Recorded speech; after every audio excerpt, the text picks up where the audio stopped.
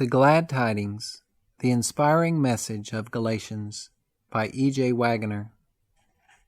Preface.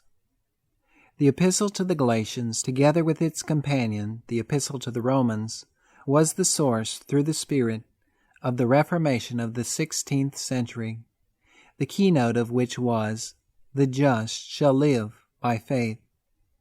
The Reformation then begun is not yet complete, and the same watchword needs to be sounded now as then.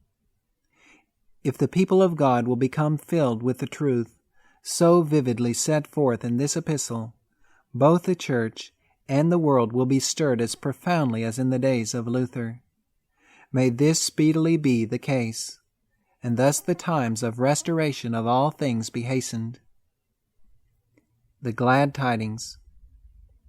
It is quite common, in writing upon any book in the Bible, to spend some time on an introduction to the book in question, setting forth the nature of it, the circumstances under which it was written, and the probable purpose of the writer, together with many other things, partly conjectural and partly derived from the book itself.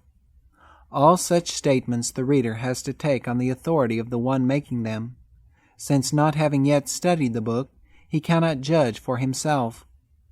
The best way is to introduce him at once to the study of the book, and then he will, if diligent and faithful, soon learn all that it has to reveal concerning itself.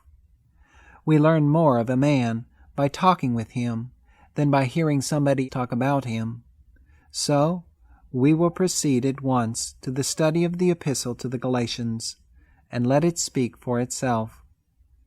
Nothing can take the place of the Scriptures themselves, if all would study the Bible as prayerfully and as conscientiously as they ought, giving earnest heed to every word, and receiving it as coming directly from God.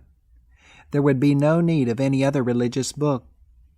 Whatever is written should be for the purpose of calling people's attention more sharply to the words of Scripture. Whatever substitutes any man's opinion for the Bible, so that by it people are led to rest content without any further study of the Bible itself, is worse than useless. The reader is therefore most earnestly urged to study, first of all, the Scripture text very diligently and carefully, so that every reference to it will be a reference to a familiar acquaintance.